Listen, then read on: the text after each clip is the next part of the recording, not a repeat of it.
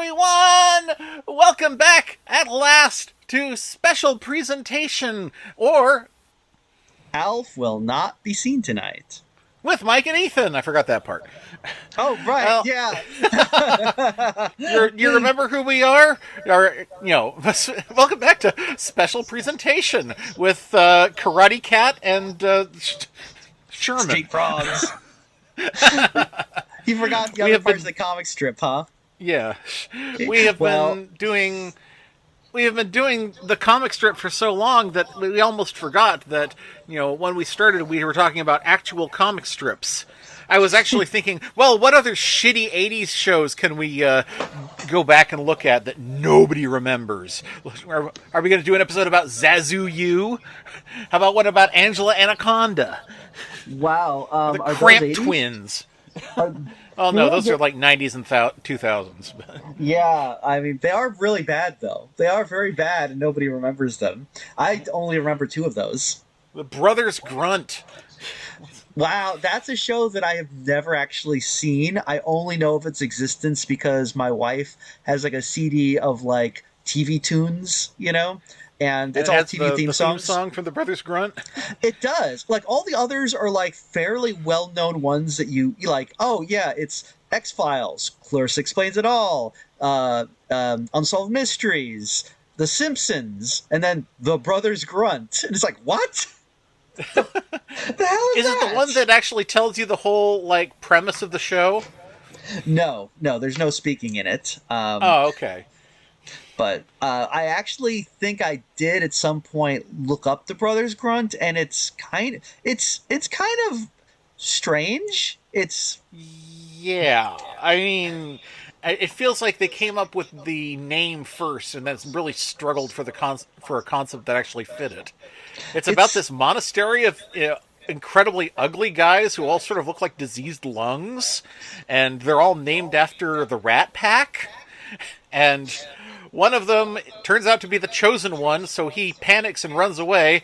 So all the others are leaving the monastery for the first time in decades and don't know anything about modern society. So they just sort of stumble around grunting and get in other people's way. And I kept waiting for it to get funny, and it never did. Isn't it made by like the Ed and Eddie guy or? Yeah, I think it is. I was like, man, maybe that's why I never wanted to get into Ed and Eddie. I'm gonna say something controversial. Not a fan of Ed and Eddie. Really? I thought you liked it. Huh. It's fine. Like I don't hate it, but like I am pretty indifferent to it. It's one of those shows that like does inspire like an incredibly weird fandom. A lot of girls who like to imagine like what if Ed and Eddie like what do their parents look like, what do their sexy parents look like. Let's have like draw key parties about like the parents that we never see. And they also like to imagine like what if the Eds were like grown-ups and my boyfriend and also demisexuals. Maybe I shouldn't say a strange fandom. That's pretty typical for fandoms, but like yeah, it's a very typical fandom, and it spawned a lot of other things. Like, I mean, one girl who grew up drawing Ed and Eddie kissing, and beyond kissing, she grew up to create Steven Universe. So, there you go. So Ed and Eddie, not a strange fandom, but a very intense one, I should say. Yes. Because it is interesting how certain things kind of have very intense fandoms, and others that you would think just don't seem to. Was it you who said that? There's somebody on the internet who's obsessed with every single show, and if you've been searching all over for it and you can't find it, then it's you. Yeah, that was me. Yeah, definitely one of your more deft points. Yeah. Well, good news, everyone. You are not the most obsessed Ed and Eddie fan. I can guarantee you're not. Unless you're Rebecca Sugar listening, in which case, yes. Why? Hey, you should, I don't know, do something good for us? Because we're going to do so much free entertainment. Put us on your show or something. I don't know what you do. What is she doing these days? Hey, Rebecca Sugar, I really loved that time that you recorded an intro for Whisper of the Heart. Well, what's Whisper of the Heart? It's a Ghibli movie, actually a really good one. That's with no like magical elements. That's it's literally it's about the creative process and this girl who doesn't know what to do with her life, deciding to write a story for the first time. Oh, interesting. Yeah, Well, that sounds very Ghibli. yeah, it Um, is. Now It's we very were cozy. actually very cozy. Sounds like lo-fi beats for cozy It listening. literally looks like that. Yes. In fact, Well, I think the lo-fi beats might actually be like a trace of a cell from Whisper of the Heart. it wouldn't surprise me. That's the sort of thing they do.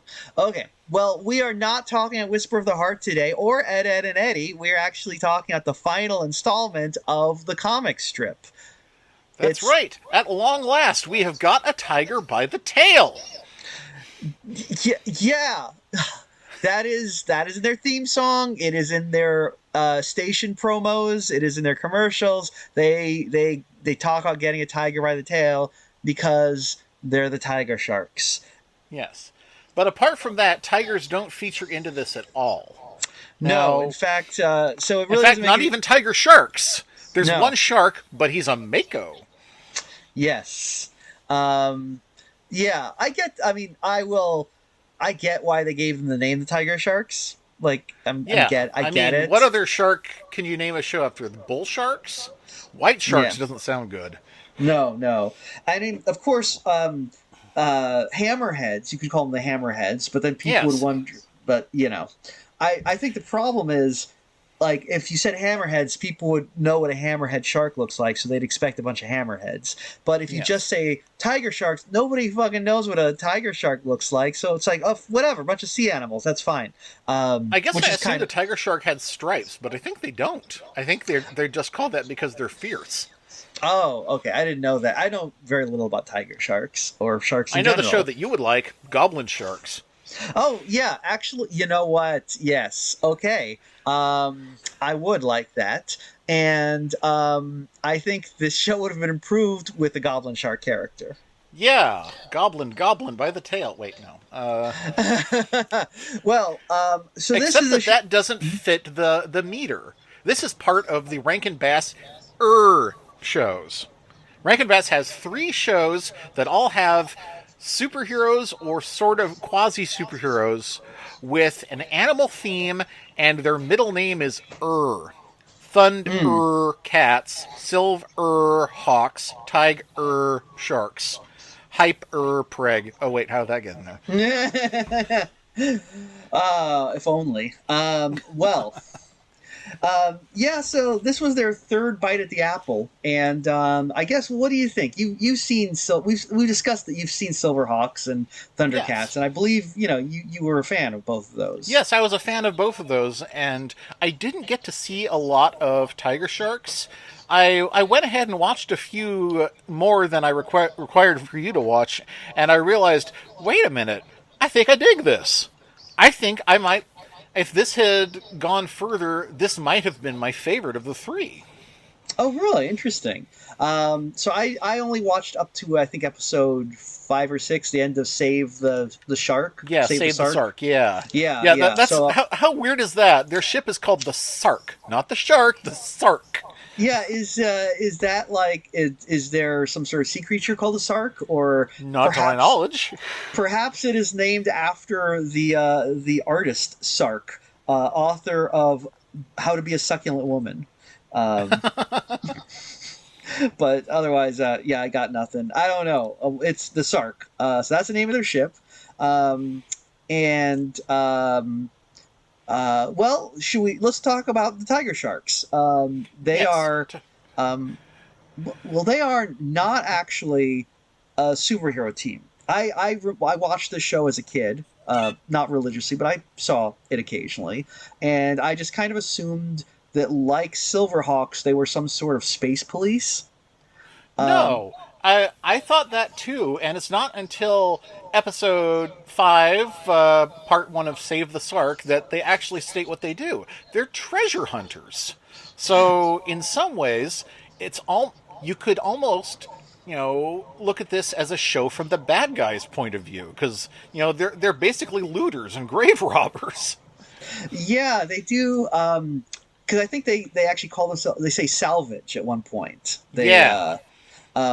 Which I did So they're not catch. self-employed. Yeah, and he says that I didn't really catch on. I wasn't really paying attention because it wasn't until later on when they really talk about treasure hunting that I realized, oh, these guys are, yeah, they're just they're not like doing this. They're not like doing this for anything, just for themselves. But um, which I was a little disappointed because I thought that could be played up a little more to really Yeah. make their turn into heroes hit a little harder. Because what ends up happening is that there's this planet called Watero. Watero. That is extremely first draft. Yeah, Planet Watero. yeah. And the defining feature of Watero is that it's got a lot of water. It's like Yeah. 90% water. And but there's been So do you a think that this is a future where Earth has been completely eclipsed by water? I mean, it would work that way, though. They do mention that Earth exists because they're trying to Yeah. get There's been a I think a crash of some sort of real high explosive X4 Yeah. or something. I think they call it, and it's an explosive that could literally, if it fell in the wrong hands, blow a planet off its axis. So you wonder why there's no one and yet it's been left here, and this salvage group is in charge of getting it. Yes. Nobody's thought like nobody wants it. It's just law of the sea. Okay. So Ah, the anyway, Brandy Deep. yeah, Yeehaw! for real. It's like, okay, I guess I guess there's no government on Earth that's like, we're gonna take charge. They're just let the tiger sharks handle it. Um, but Maybe anyway, maybe they've been commissioned by Earth. Maybe it's something that they don't trust any of their soldiers to do. could Also, be. I don't know about you. You may have noticed this, maybe not. I don't know how human everyone is. Most of them have pointed ears, but not all of them. Yeah, like there are a few that I definitely think are alien. They're supposed to be Yeah, alien. yeah. But Octavia has green skin no matter what form she's in, so I'm yeah, fairly certain she's some kind of Spock-like alien. But I Mako and Dolph have that going on too. I kind of liked how this one. It made me think. I don't know if they were intentionally, paying homage to Star Trek, but it is an international crew here because not only do we have a few aliens, we have one character that is Irish. We've got another character who is, I think, Australian. Yeah, um, they really start pushing his Australianness in like episode 5 or 6 when he starts yelling, "Oh, the dingo ate my baby" and shit like that. Yeah, which is good because up until that point, I was just like, I think he's Australian, but like that accent is, I don't know. It's kind of it's in a it's the Irish accent and the Australian accent feel like they kind of. I assume it's the same voice actor because there's some moments where you can't really, I can't really tell them apart. So, Yeah. but This once again has the same voice cast as Thundercats and Tiger Shark, and of course it has the same as Tiger Sharks as Silverhawks. So you'll recognize some of the voices from Thundercats. There's one character that doesn't even try to disguise that he's the voice of Snarf. right, right. Um, so the important thing to know about the tiger sharks is, so they are, like we said, they are a group of treasure hunters, and um, why are they called the tiger sharks? Um, why are they called the tiger sharks? Because in the first episode, they are not aquatic themed up until this point. They already have the team No. name, but they are not like they are moving to Watero for the first time for this one job. They have no connection with the planet before this, um, and they have no water related powers at this point. I don't know. I don't know. It's sort of I can only assume that it was just a kind of cool name because their ship does vaguely resemble a shark. So You it's mean a sark? a sark. Yes, the sark. Yeah, the Yeah, sark. the sark, which looks like a shark. I guess it's sort of like how the The show is called Firefly, even though that's just the name of the model of ship. The ship is called the Serenity. Oh, I didn't know that. Well, that's okay. Yeah, I get maybe Joe Whedon was paying homage to Tiger Sharks. But so yeah, we they don't have any specific shark theme until just today when Doc Walrow wants to show them his new invention. Now, Doc Walrow is my favorite character because he's basically like Dennis the Menace's grandpa who's going through a second childhood and making it everyone else's problem. Yeah, yeah. He's kind of a Wilford Brimley type. You Yeah. know? But yeah, Doc He Waller is talks as also if his jowls are 10 times bigger than they are on the show. yeah, he, Super Mom Bad. he is also my favorite character. I probably because let's face it, he's the character who's got the most personality. Yeah, At he least does. amongst our heroes. Most of Now, them have remarkably little personality, especially Mako. He does nothing. Yeah. So Doc Walrow, basically because they're going to the planet of Watero, and Dolph, one of the other tiger sharks. He's the Irish one, I believe. Yes. Very Irish name, Dolph. And he's a big kidder. When he goes through the security thing, it said state your name, and he'll something like I'm Ian McTavish. Ah! But and then he gets shocked until he admits he's Dolph. So Yes. Yeah, so I guess that's his personality. He's kind of the Joker. So Dolph is all like, wow, planet's all water. Wouldn't it be neat if you could breathe underwater? Ever think about that? And Walrow's like, I do. And like he spent a lot of time thinking about it. In fact, he has, because he happens to have invented a thing that will help them in exactly this situation. It's almost as if he knew that they would eventually go to Watero, because it's like we're going to the planet Watero. Ah, how fortuitous that I've made this invention that will allow us to breathe underwater. It's called the fish tank. the fish And tank. The fish tank. That's a very silly name for it, but I guess if they gave it a really a pompous name, then it would just seem weird that what they were actually doing in it. Yeah, and now the fish tank, it's basically a big pool of water. You go in it, something happens. It does You press something. a button, You press and a it button. does something that like alters your DNA. And Doc Waller demonstrates it first by pressing a button and suddenly growing tusks and becoming walrus-like. And they go, oh, "He's a walrus! Now he can breathe underwater." Hey, wait. Yeah, which is funny because, yes, exactly. He designed a machine ostensibly to breathe underwater, but it seems like it's kind of a random crapshoot whether it actually gives you that ability, because several of the tiger sharks do not have that ability. As we learn going forward. Also, I would like to think that the fish tank's actual what it does is literally based on your name. Like it figures out whatever the best pun is for your name. I mean, it kind of does. That's kind of what it's doing, because every tiger shark has a name like a Batman villain, where their name indicates what they are. You know, because we mentioned Doc Walrow shockingly becomes a walrus. We Yes. also mentioned a And- couple other names, like Mako, Yes, right? Mako is like the big dull white guy. Yes. He kind of does resemble Batman or kind of Superman because he's got a very prominent white forelock that turns into his fin when he takes his shark mode. Now, I want you to put away your idea of like a shark furry. He doesn't look like that at all. Right, he doesn't- If anything, he looks even more like Batman because he develops a weird sort of cowl that comes over his face, which doesn't Yeah. really resemble a shark in any way. No. Like, I would have expected something looking like a street shark, but instead, he's got the cowl kind of goes up into a shark fin on top of his head, so he kind of looks like a can opener.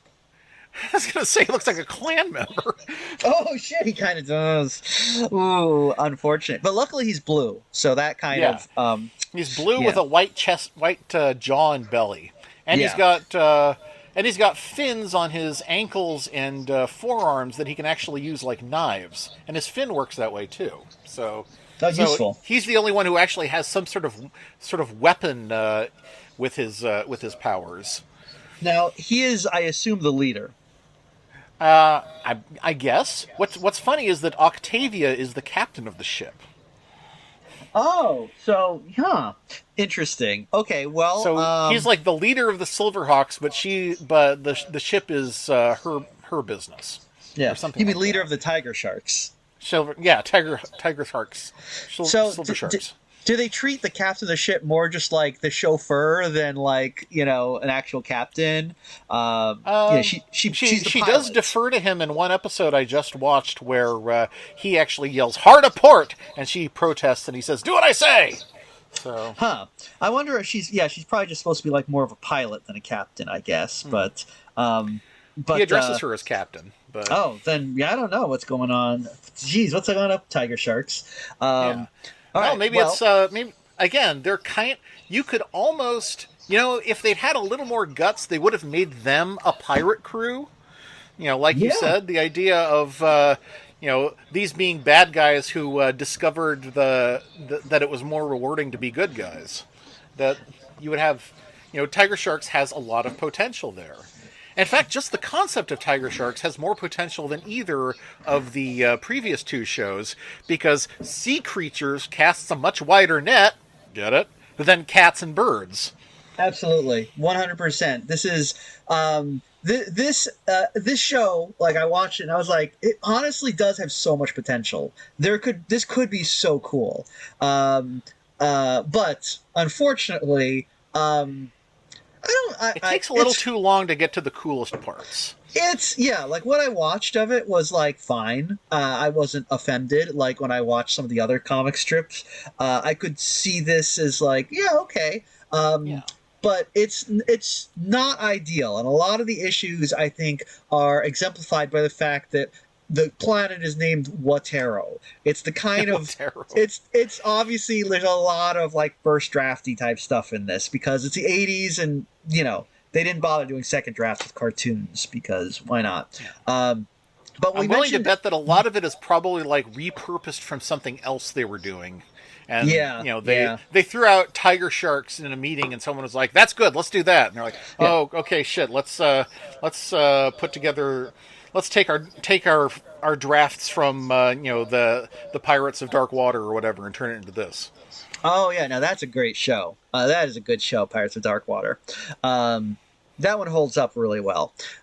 This heard. one, yeah, it's definitely worth checking out. They never they never found the 7 treasures of Rule though.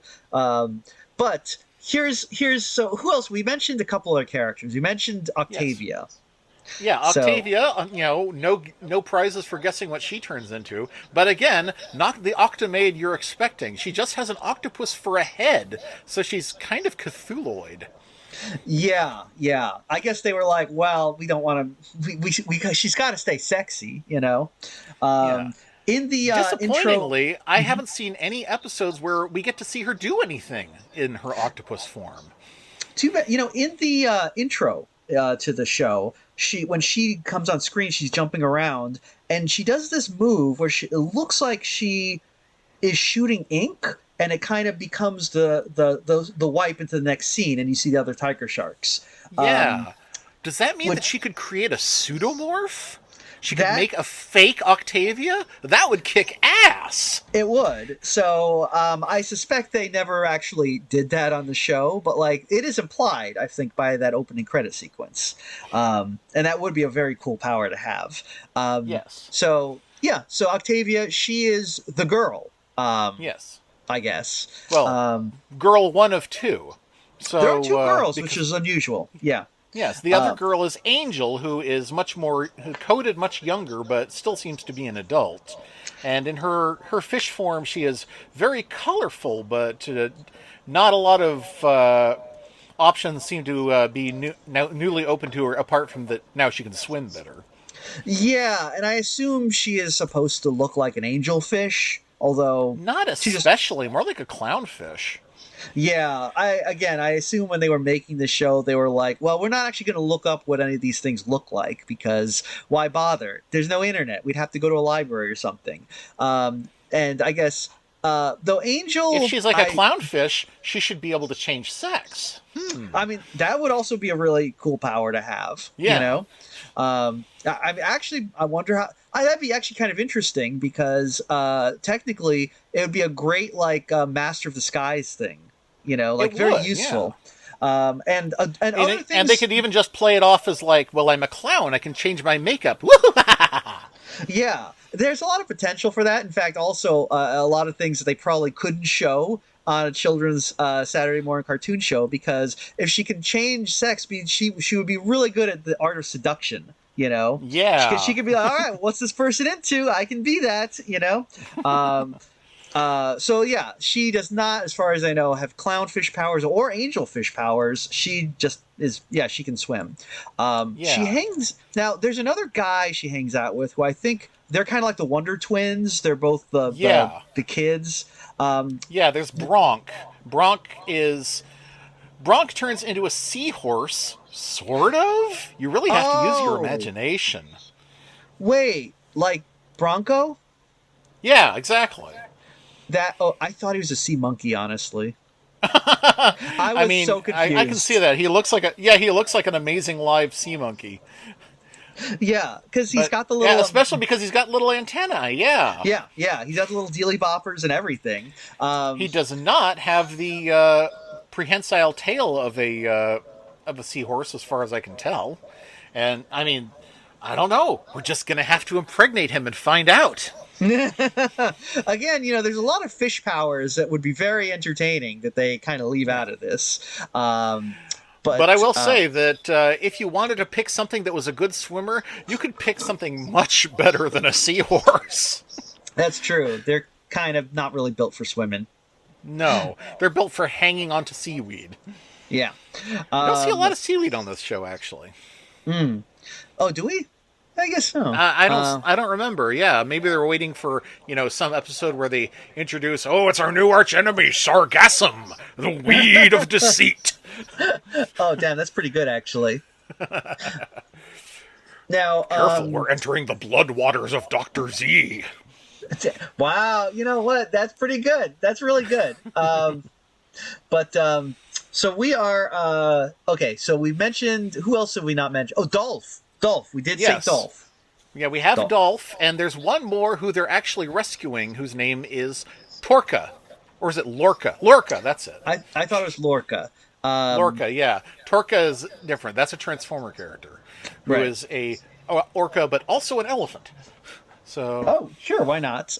yeah, some of them are two animals smashed into one. That's Like a called a wuzzle. fusor. Yeah, exactly. Oh, okay. Fusor. Sorry. All right. Yep. So Lorca, I assume, is an orca. I mean. Yeah. He does actually take an orca form eventually, but when we first see him, he's a normal purple-skinned man Yeah. who is wearing a breathing apparatus as he is being threatened by our underwater villains.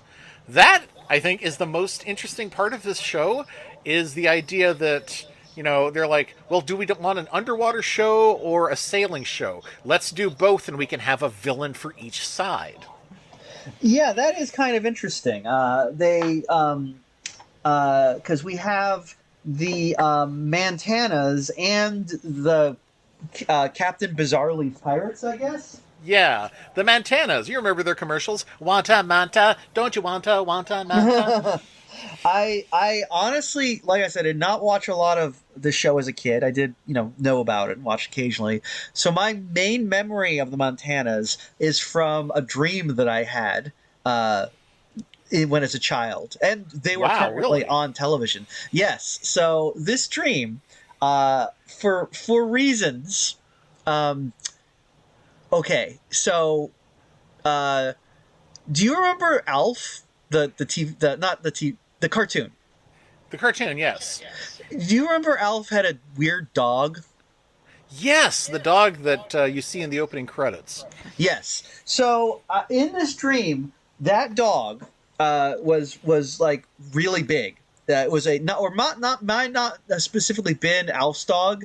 It was a Hespa, which is the name of that dog, the species of creature. It was a Oh, giant Hespa, and it was running through a mall that had, for reasons, a river running through it, and it was on Melmac. So all the Melmacians were there, and they were swimming in the river in the mall. And this giant Hespa comes barging through with Alf's sister riding upon it, not his actual sister from the cartoon show, a sister that doesn't exist except in the ah. stream. She Does was the name Hespa exist? you know what? Maybe I should look that up. I thought it did, but Oh, Vespa. Okay, there oh, it is. I Vespa. found it. It's a Vespa. Okay, my bad. Yeah, So like a wasp. How strange. so I thought it was a Hespa all these years, but at least I was close. So Alf's sister, who in the dream is more like Rhonda, his girlfriend, because she's Hmm. an adult, but she has, for some reason, commandeered this giant Vespa and is charging it through the mall. So, and this is a problem. So, uh, so I was on a playground. So I was tasked with helping Elf to stop her, and I was on a playground, um, on one of those animals that have the spring that you kind of bounce on. You know what I'm talking about? Yeah. Yeah, one of those things. I'm on one of those, and a giant ant comes over, giant bipedal ant wearing a necktie. Okay. And the ant says to me, there's red ants and there's black ants, but there's also me. And I said, do you want to join us? Alf and I are going to stop Alf's sister with the Hespa. We need you on our team. Not those exact words, but that was basically what I said. So then, that night, Alf's sister and the Vespa were in their fort, or which was at the center of a gigantic maze. And that night, myself, Alf, and this ant with a necktie uh, attempted to breach this labyrinth to find Alf's sister and put a stop to her reign of terror, not knowing that the evil Montanas were hot on our trail. Anyway, that was the end of the dream. So that is my main knowledge of the Montanas, is that they were trying to stop me in the stream. So, and that is it's weird how certain dreams stick with you. That is one that I just remember, like the details so sharply still, like all these years later. But most others, I don't. But that one I remember. Anyway, Montanas. That's pretty crazy. I rarely dreamed about licensed characters like that. I guess I was afraid of getting sued in my dreams. The But dream police, they come to you in your sleep. Yeah. but I did have one dream where Uncle Scrooge and the nephews came through a hole in my wall like time bandits to try and rescue me from this threat that was attacking my house. And we went through this long tunnel to a secret exit I didn't know was from my house, only to find that there was some, intensely glowing green portal like a firework, and some villain that vaguely resembled both Skeletor and Prime Evil was waiting there for me, and it had this monster that was like a giant, hideous witch's head on spider legs. Oh my And god. it turned right to me and said, "Now I'm going to eat you, child." Damn, that's pretty intense. That was pretty intense. And my very clever riposte was, "Oh no, you're not!" But I don't remember anything after that. Oh man. Well, I like that you stood your ground. That is Well, how old were you? Do you remember? I had to have been like 6 or 7. That was based on what house we were in at the time. Gotcha, gotcha. Okay, so actually, probably I was probably about around the same age when I had the Alf dream. I might have been a little older because I think I was in second grade. I'm not sure. That's Yeah, that about sounds that seven. sounds about right. Yeah, Yeah. I think I was in first grade because I don't because I was in the same classroom for 2 years in a row because the teacher went from teaching both first and second in the same room to both second and third in the same room. So, Gotcha. but Yeah, yeah. one year I was living in that house, and the other I lived in the next house because we moved every 2 years up until I was an adult. So, Yeah, same. I remember a lot of my childhood by what house I was in, so that's very helpful. yep. I'll bet you also remember at least one of their phone numbers by heart, and will never be able to forget it, even though they don't reuse them. Oh God. Yeah, actually no. No, I don't. But that is Wow. because I never memorized any of my phone numbers. Oh wow. Hmm. I was I was very well, I was a dumb kid. We've had this conversation. Yes. But I was one of the kids who had things written on pinned to my mittens, Um but Mittens. yeah. Anyway, Oh, that's right. You lived in like Maryland and stuff. yeah, that's right. In the cold weather.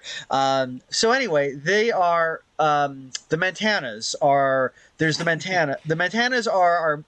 Would you say they're the main villains, or would you? How would you?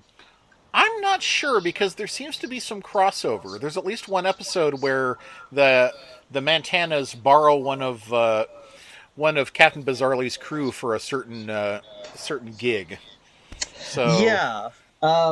It's a little. I guess they kind of immediately team up, and I feel like it would have been better to keep these guys a little more separate.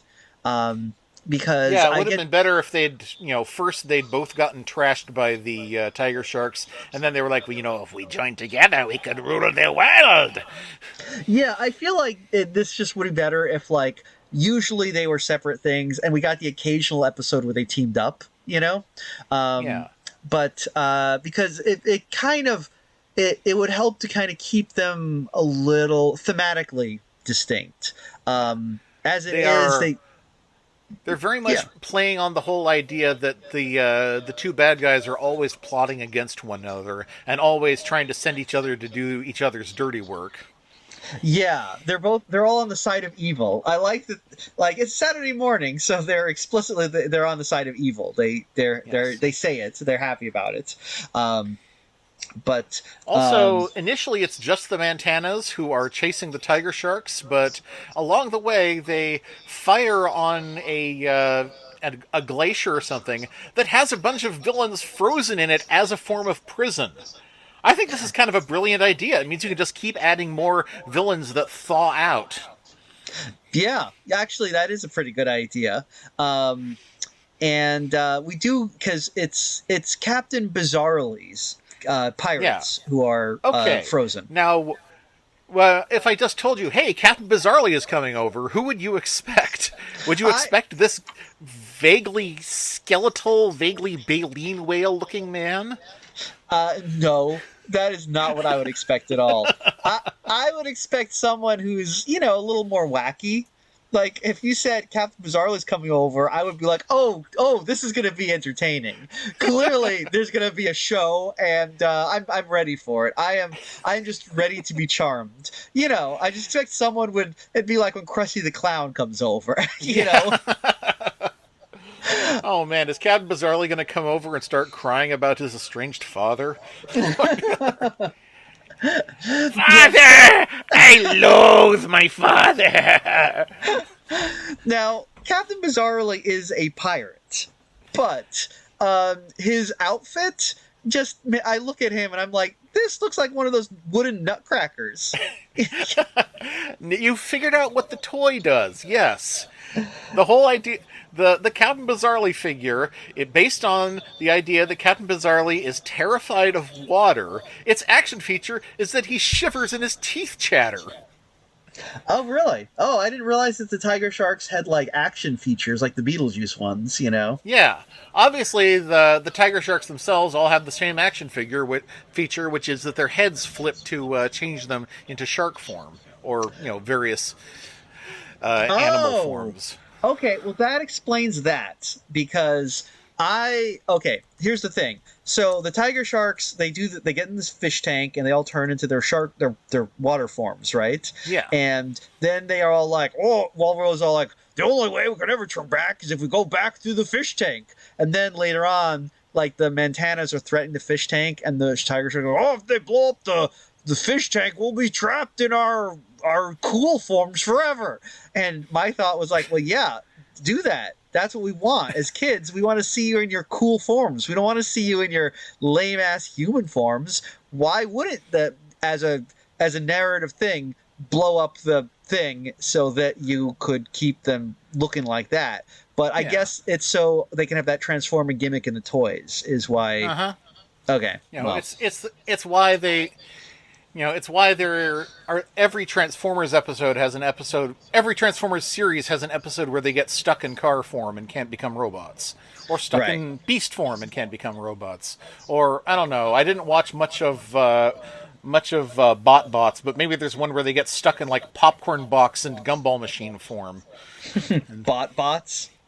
BotBots was a show on Netflix, it's still there, which is about how an entire mall got doused in like Transformer energy, and things that were not mechanical in the least turned into a robot, including like, you know, toilet plungers and like literal poop. So Oh, huh. Okay. Okay. one of the main characters is a piece of pizza. So Oh, okay. Well, I really feel like this is to make figurines that you can get out of a gumball machine. Like yes, they're very homies. small, very very small. Okay. And they have a very unusual naming convention. Like, you know, typical Transformer names are something cool in Latin, like Optimus Prime or Omega Supreme, or some like two-word cool thing like Blitzwing or Skydive. There is a stapler, and his name is Steve from Accounting. So Oh, you're kidding. That's hilarious. Steve from honestly. Accounting, yeah, I love him. I guess. Well, Can't oh, complain, you know. They understood the assignment. yeah, So for real. Uh, I found some images of Tiger Shark's figures. So so here we have you can see Lorca, Dolph, Mako, Doc Walro, Bronk, Captain Bizarrely, T-Ray, and oh, what was this guy's name? Oh, Long John Silverfish, which is like, that's not even a kind of fish. no, I mean I get the pun, but like it's one of those guys. I can't believe they made an action figure of that guy. Yeah, that guy, really? Yeah, because he was very clearly when I saw him, I was like, yeah, we're never seeing this guy again because his whole bit is like, oh yeah, I get it. It's an amusing pun, but like, really, are you going to make this guy a recurring character? I don't think so. He's not a lot to Oh, him. He's literally just a pirate. yeah, he's just a pirate. I mean, but I mean, you know, every pirate needs a crew. I mean, unless they're on the crew, you know. Right. Anyway, Right. but then there's these. Oh, okay. These are Do, much nicer. They did they came get? out this year. Oh, are they trying to bring Tiger Sharks back, or what's the deal? Super Seven is this company that's buying up, incredibly underused properties on the cheap. So these are some really nice looking Tiger Sharks figures of some character, including Octavia, who I don't think ever got a figure in the original release. The actual Tiger Sharks toys are incredibly rare, Oh, to no great surprise, I'm sure. yeah. I'm not surprised at all. A lot of it's up there with dinosaurs and rocks and bugs and things. Yeah. But I think the thing I showed you is all of the Tiger Sharks toys that got released. It's like, oh no, I got the name wrong. That wasn't Long John Silverfish. It was Spike Marlin. that's even less. Okay, that's even worse, honestly. Because who gives a shit, Spike Marlin? Yeah, God. Spike Marlin. So of all the characters, that is the one they picked. Come on. Daddy, I Uh, want the Spike Marlin figure. well, okay. Says you've been a good boy. Yeah, that is okay. So, oh, we forgot to mention there's one other character we forgot. Oh, Gup. Gup. Yes. Gup. Yeah, he is the dog, and Yes. And I gotta say, he is a really cute dog for a one of these shows. yeah, he is. He turns, I guess, into a guppy. I think is. I'm assuming what It's happens. That's what it suggests, but he looks more like a seal. Well, yeah, because he still has ears. Yeah, he still has ears, and he has four like pinnipeds as opposed to just being a fish. I don't think he even has a fish tail, Nope. but Uh, no, he does have kind of flippers. Gup does actually save the day more than a few times, so he's definitely a member of the team. And Yeah. it's very interesting that this device that can turn men into fish can also turn dogs into fish. Yes, but it turns fish into men, as we learned. Yes, that It's in the third it's episode, I was like, "Why didn't you say that in the first place?" yeah, it really makes me think of like Help I'm a Fish at that point. But yeah, because the Mantanas use it to turn into guys and really do nothing with that, to be honest. Yeah. Apart from that, now they can walk in the air on the because they use the fish tank to become air breathers and take over the Sark themselves. And I think it's really funny that okay, T Ray turns into something that vaguely resembles like Wolverine, Yeah. and and I. But okay, we haven't even mentioned him yet. T Ray has a sidekick whose name is Walleye, who really does have giant walled eyes. And when he turns into a human, he basically turns into Don Knotts. Yeah, which is a very funny, like, reverse Mr. Limpet, you know? Yes. Oh, I didn't even make that connection, but you're right. That probably was the inspiration. Yeah. So, Although, actually, when I saw him, my first thought was, "How do you do, fellow kids?" very Steve Buscemi coded as well. Yes. And a little bit of Peter Lorre. He is, let's just say, Walleye. When you see him, you're like, that is a Goblin guy. Yeah. That is a villain sidekick. He Yeah, wouldn't this absolutely show looks, be better if T Ray was a girl? honestly, yeah. T Ray, more like T Girl. Yeah, T Ray. We didn't mention T Ray is, I guess, like kind of an evil, kind of like Manta Ray type person. Yeah. Um, I don't know. this. I don't know where the T comes from because as a kid, I didn't even make the connection between the name Ray because I thought he was a hammerhead. But Oh, yeah, yeah. I just assume. No, I think it's supposed to be a manta. He looks like the Deadly Manta from SpongeBob. So, um, and yeah, he is this our show could main. have been SpongeBob before SpongeBob. Oh yeah, Actually, yeah, this show could have been Splatoon before Splatoon. yeah. They could have. It could have been big. It could have been big. Yeah. Now Oh, T but Ray also looks a lot like Monstar from Silverhawks. Kind of the same yeah, he energy. does. And Disappointingly, he doesn't have that kind of. He doesn't have a transformation apart from that he can apparently turn into a human, and he doesn't find that very remarkable. no, no, he doesn't. He doesn't care for it very much. The other fish seem to be more interested in exploring what this means for them, but he is very singular on getting the job done. He is, I guess, what I should say. Well, the way I kind of figured was in this show, he is the serious villain, whereas Captain Bizarrely is the comic relief villain. Like that is kind Kind of how of, I. yeah, but Captain Bizarrely seems to hold a lot of power over T Ray too. Yeah, It seems like he shouldn't. yeah, and that's kind of the problem with having the villains all like team up because it's very confusing about how exact they aren't, in my mind, differentiated very well because T Ray basically is his goon squad is there's Walleye and then a bunch of kind of like bruiser types, you know, like Yeah, he has the one who got a figure, and whatever his name was, Spike Marlin, and then there's Long John Silverfish, and Yeah. then there's actually, I think these are my other favorite characters, are Carper and Weakfish.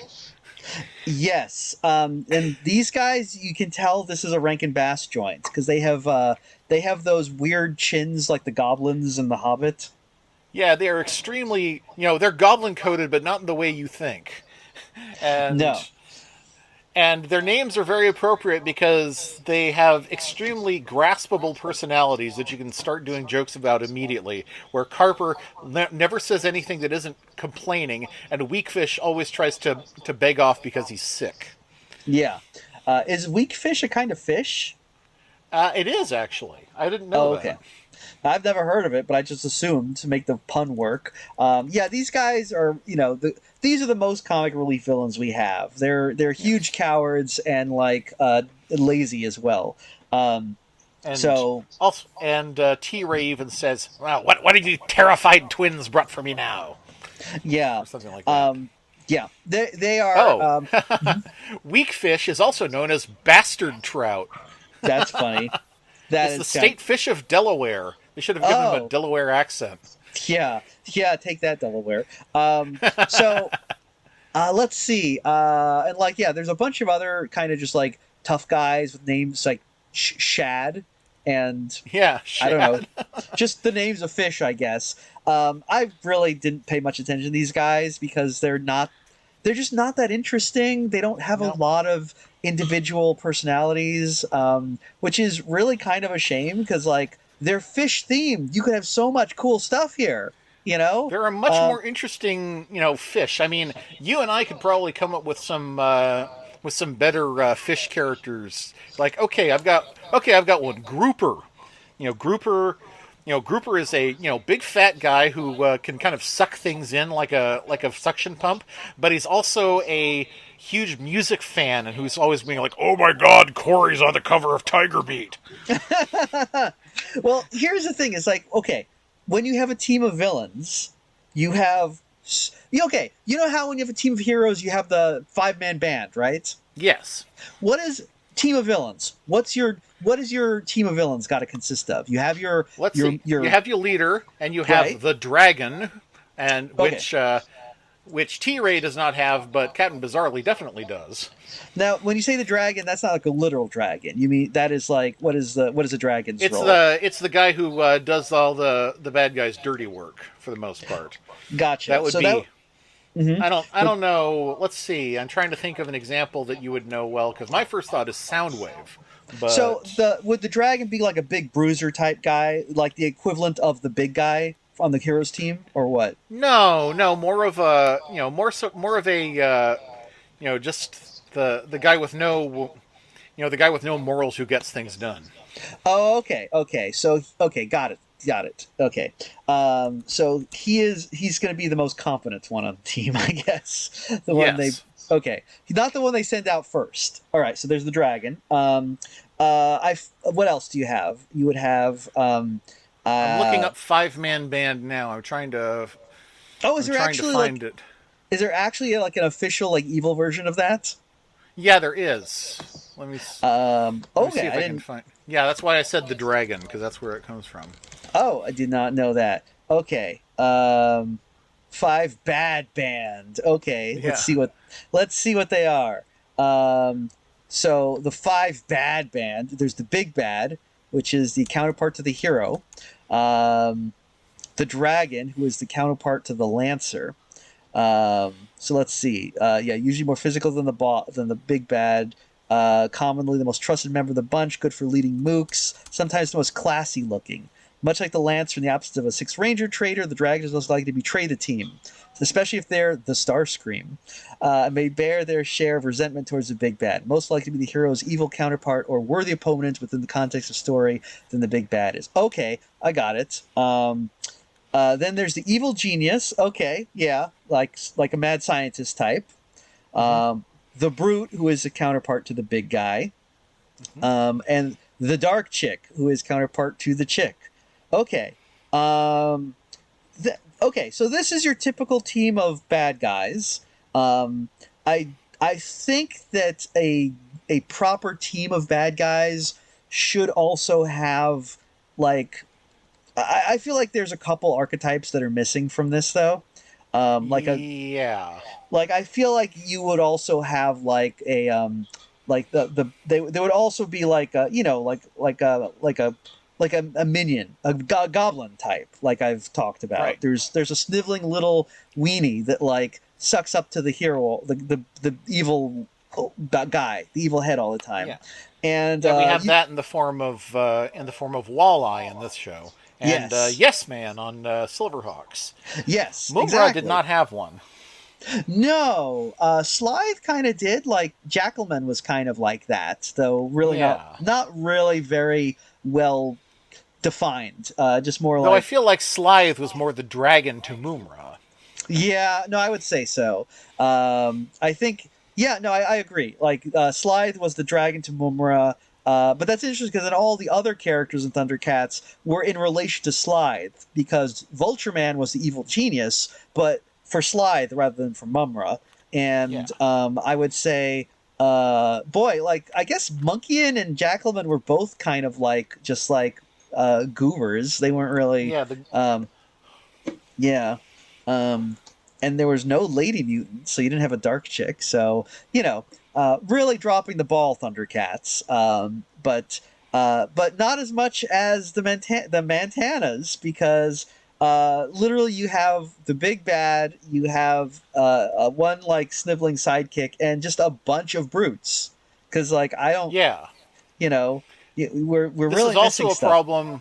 This is also a problem for the Bizarrelies, though, because of the group that is initially thawed from the ice, you have Captain Bizarrely, of course, he's the big bad, and then you have Dragonstein, who is literally a dragon. Yeah, a dragon Frankenstein, and apparently, Yeah, which is so cool.